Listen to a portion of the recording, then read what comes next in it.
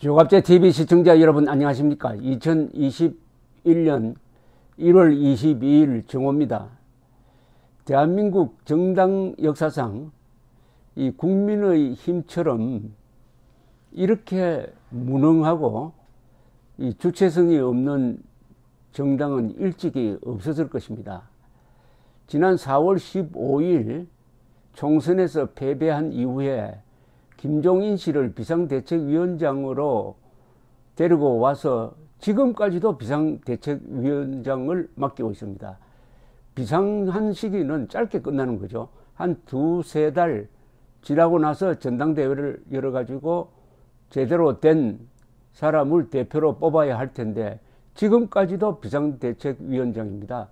그럼 이게 비상대책위원장이 아니고 상시대책위원장이 되는 거죠. 더구나 다가오는 서울시장, 부산시장 선거까지 지휘하도록 만들었습니다. 이 국민의당에 있는 이 100명이 넘는 국회의원 중에 어떻게 단 한 사람도 도전을 하고 나오지 않는지 정말 이게 권력 의지를 상실한, 정당이 권력 의지를 상실했다는 것은 불임정당이 된다는 겁니다. 불임정당이 되면은 의석수에서 몇십 분의 1밖에 안 되는 국민의당 안철수 대표에게 지금 휘둘리고 있습니다. 정치를 이렇게 하면 안 된다는 걸 잘 보여주는데 이 책임은 황교안 대표에 있습니다. 지난해 4월 15일 총선 개표가 한참 진행 중인데 자정 무렵에 갑자기 기자들 앞에 나타나 가지고 패배를 시인하고 그만두겠다 해서 가버렸습니다. 인수인계를 이렇게 하는 사람이 어디 있습니까? 군대 안 간 사람의 행동이 이럴 때 나타납니다. 군대 경험이 그 별거 아닌 것 같지만 별거 아닌 게 아닙니다. 1등병이라도 초소 근무를 교대할 때 황교안 총리처럼 하지 않습니다. 전 총리처럼 하지 않습니다. 어떻게 대통령 권한 대행을 했다는 사람이 1등병의 근무 교대보다도 못한 일종의 야반 도주를 해버린 거 아닙니까? 그 이유는 기자들한테 시달리기 싫어서겠죠. 그러면서 김종인 씨를 비상대책위원장으로 모셔달라는 부탁을 남기고 갔다고 합니다. 김종인 씨를 자신이 선거대책위원장으로 모셔가지고 선거판을 완전히 엉망진창으로 만들어 놓은 것도 모자라서 그 패배한 책임자를 또 불러가지고 비상대책위원장을 맡겼다? 운명을 맡겼다? 그러면은 국민의힘은 이미 영혼이 날아가 버렸죠. 정신 날아가는 거하고 영혼 날아가는 거하고는 좀 차이가 있습니다. 정신은 맨정신 차리면 됩니다. 영혼이 망가진 존재는 절대로 바로 설 수가 없습니다. 손발이 망가지면 정형외과에 가면 되고 정신이 망가지면 정신과에 가면 되지만 영혼 망가진 사람을 치료할 방법이 없습니다. 저는 국민의힘이 죽다가 다시 살아나는 그런 경험을 하지 않는 한 희망이 없다고 보는 사람 중에 한 사람입니다. 아니면은 김종인 씨를 스스로 몰아내고 자력갱생하는 의지를 보여주지 않는 한 이런 아주 게으름뱅이 관료 집단, 딱 관료입니다. 저는 국민의힘은 관료당입니다. 관료. 모범적이죠. 사람들은 다 좋아요. 그리고 나름대로 열심히 합니다. 그러나 악착 같지가 않아요. 그런데 어떻게 문재인, 김정은 이 세력과 싸워서 대한민국을 지키겠다고 합니까? 그게 국민들을 속이는 거죠. 국민을 속이는 거죠. 싸우는 척 할 뿐이죠.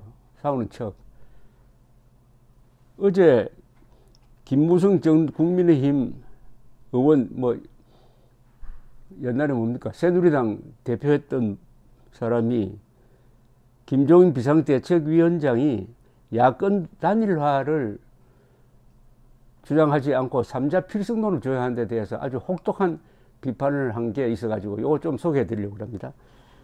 김무성 전 의원은 서울시장 보궐선거에 출마를 선언한 나경원 전 의원과 김건식 교수를 마포포럼에 초청한 자리에서 작심 발언을 했는데 이 마포포럼은 국민의힘 외곽 모임이고 아직도 영향력이 큰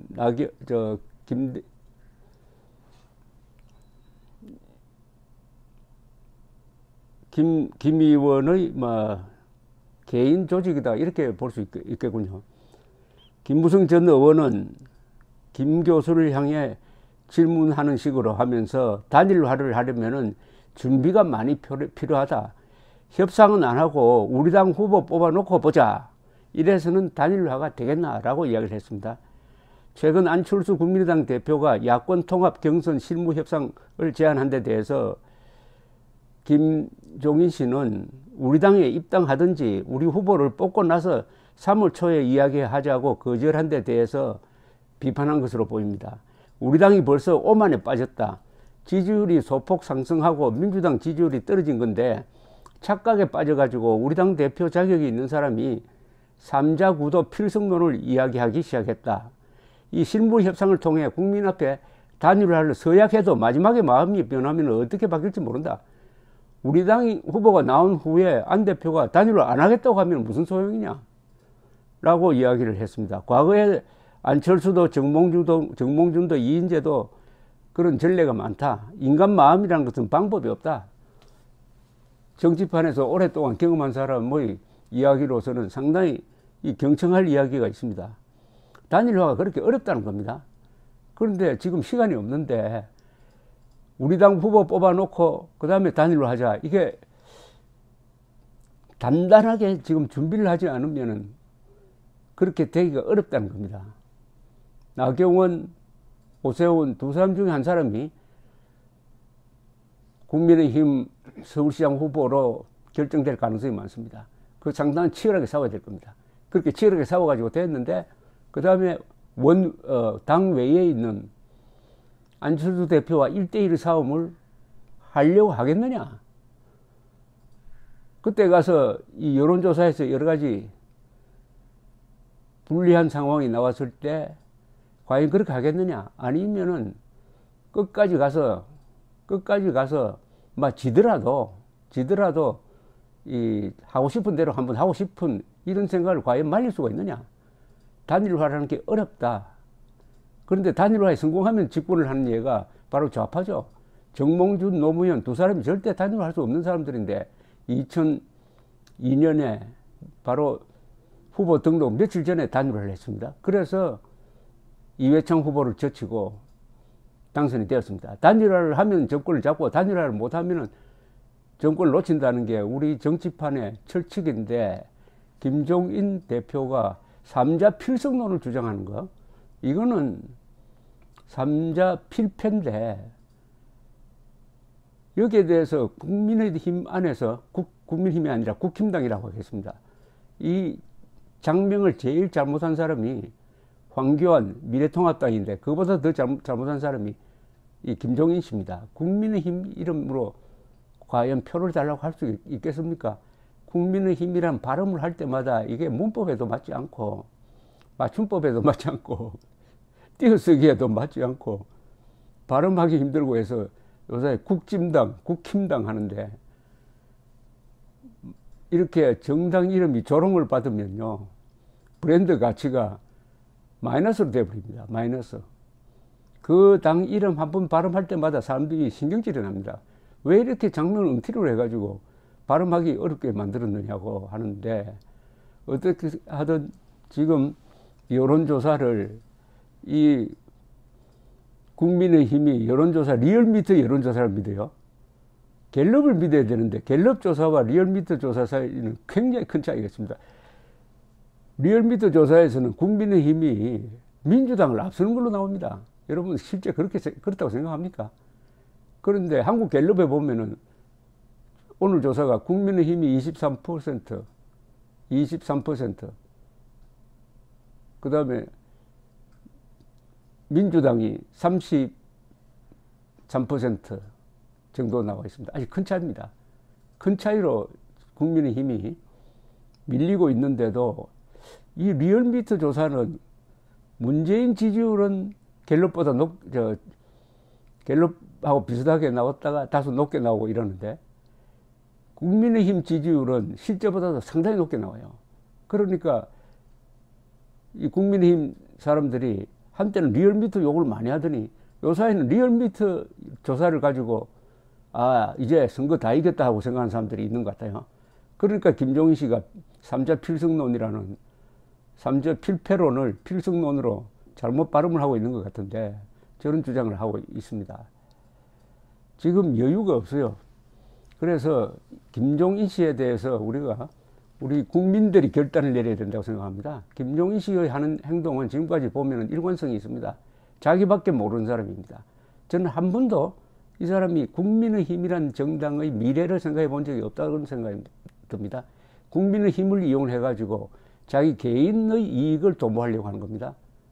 거기에 따라가고 있는 특히 경상도 의원들이 그렇게 많은데 그렇게 굴욕적으로 전라도에 가서 무릎 꿇고 사과하고 이 국민의힘이란 정당을 전라도 사람들을 위한 봉사기관으로 전락시키고 있는데도 한마디 하지 않고 느닷없이 이명박 박근혜 탄핵당한 데 대해서 자기가 대신 사과하겠다고 하는 데 대해서도 당내에서 반발이 없고 하면은 이런 정당은